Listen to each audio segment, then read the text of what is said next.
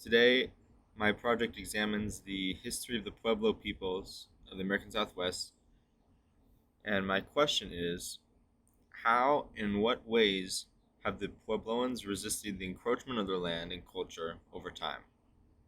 Now, as history shows, the resistance was not just one-dimensional on the battlefield or in cultural preservation, but it evolved from multiple facets, which started with armed defense against conquistadors, eventually leading to a cultural reconstruction and preservation, and then ultimately, in the modern times, legal advocacy and campaigning.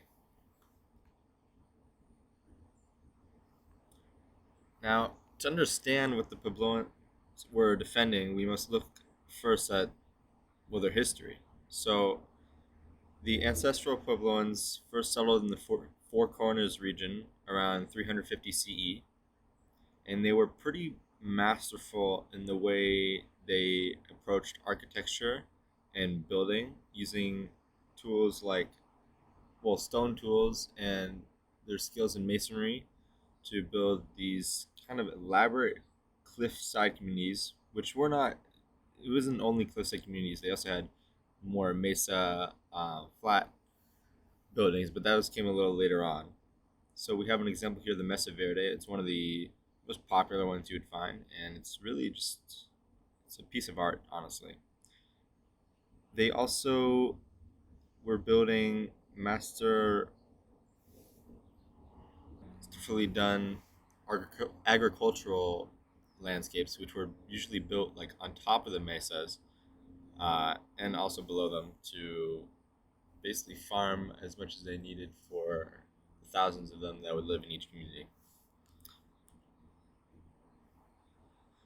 However, in the late 1200 CEs, they were beginning to be faced with severe climate variability, and there was a severe drought, which obviously affected their agricultural practices, and it was no longer sustainable for them to live in the Four Corners region.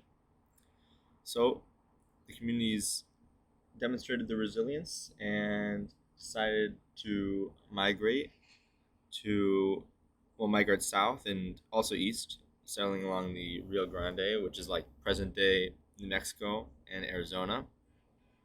And then here's where they moved from designing the more in mountain villages to more of these flat villages along along the Rio Grande that would help them protect against the heat because of the materials they use, but also be close to agricultural centers where they could uh, really farm their resources using the local environment. These were eventually the settlements and communities that would um, combat the European arrival. It was not the mountain ones, which happened a long time earlier. So the main catalyst for the beginning of the resistance was 1940, Francisco Vázquez de Coronado's expedition, and he arrived pretty much in Pueblo territory. So when they arrived, the conquistadors immediately pretty much demanded unsustainable amounts of food, clothing, and shelter from the Tiwa Pueblos. And if they had agreed to this, it would pretty much be the end for them because they really did not have the means to supply the hundreds of men that Vasquez Coronado had. So the expedition threatened them, and they pretty much forced the Pueblos into a corner. It was either resistance or suicide by resources because they did not have the capabilities. So, of course, the Pueblos did not submit to the Spanish demands because it was death for them. And in my first primary source, Standoff at Tigres, archaeologist Matthew Schmader provides evidence of a highly organized defense. So we have pictures here of the Puebloan slingstone, which was one of the weapons they used.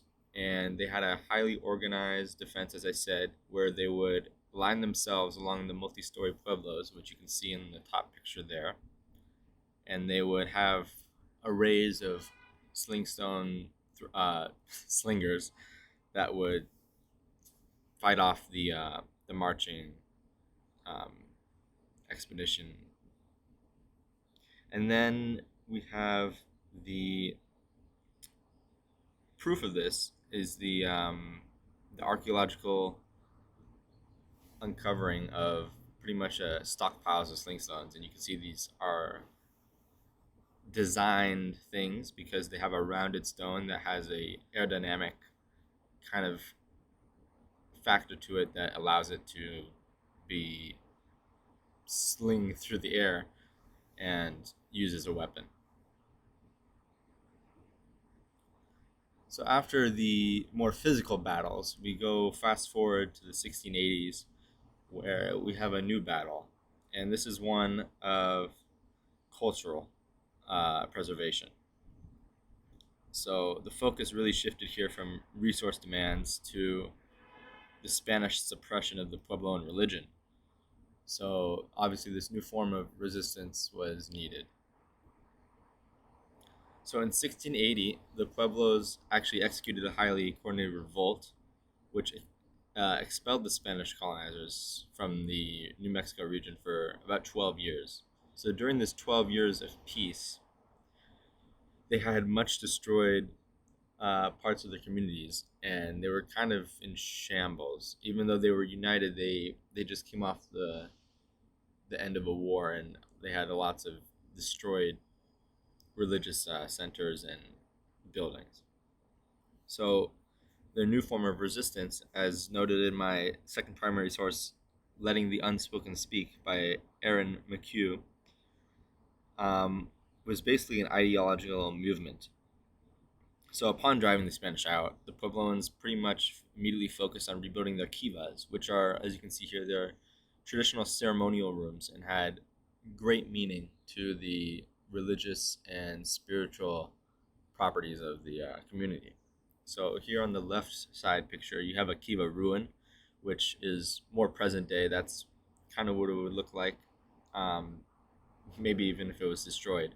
But below it, you have a reconstructed version where elders would gather and host ceremonies that were deeply important to the culture of the Puebloan people.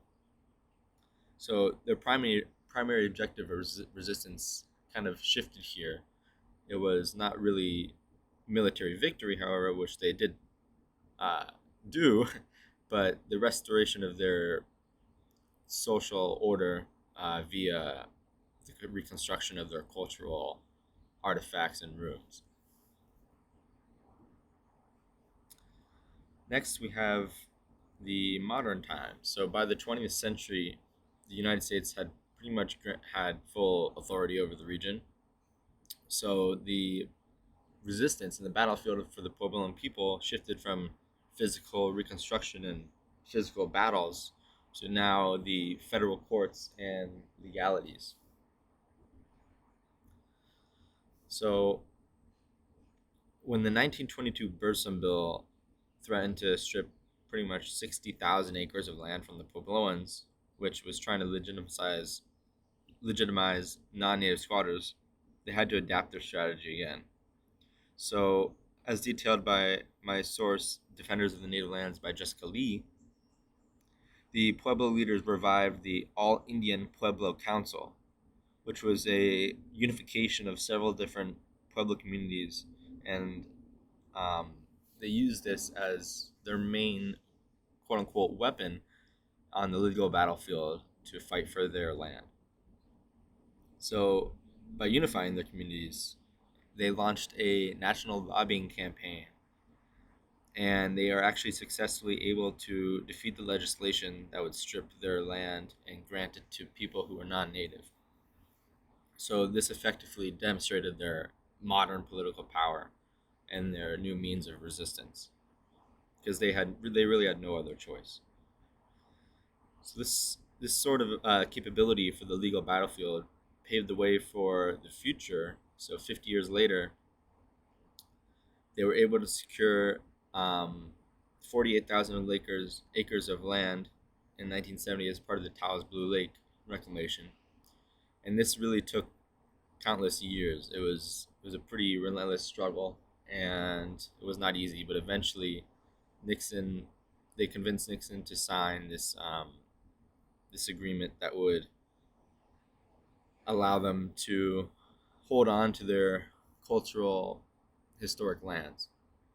So this was, I would say, this is one of the biggest wins of the Puebloan people in modern times, and I think this set another precedent for what they were able to do and how they were able to keep their lands their own. Finally, we have in the 1990s the Native American Graves Protection and Repatriation Act, or NAGPRA, which shifted the power dynamics, I believe, which it they fought for the museums to return the stolen artifacts that they previously had, the Puebloans artifacts.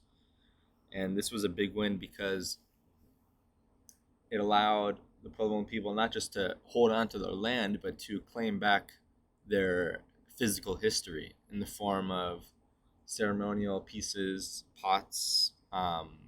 Sometimes it was weapons, but other times it was just uh, very important religious artifacts that reminded them of their history and their culture and acted as a unification tool for the Puebloans during this time. And this also led to the milestone in 1999 when they were able to rebury 2,000 of their ancestors that were previously under museum ownership, which I think is pretty crazy. But they were able to do this, and that's just extremely important to the Puebloan people that they were able to give them the proper burial procedures. And I just think this demonstrates a profound legacy of the not just the Puebloan people, but it's like a beacon for the Native American resistance because the Puebloans were very successful in their reclamation of their cultural lands and their artifacts. That I believe it really empowered other Native American tribes to and peoples to do the same. To conclude, I think the resistance for the Puebloan people was not just a one-time thing or a single strategy. It was an ongoing evolution of resistance over several hundred years, where first they defended themselves tactically with armed weapons and against armed forces, and then next they unified different communities after defeating them, and they rebuilt their spiritual and cultural important parts of their communities, which rebuilt their social order, their religious social order, which was incredibly important to them.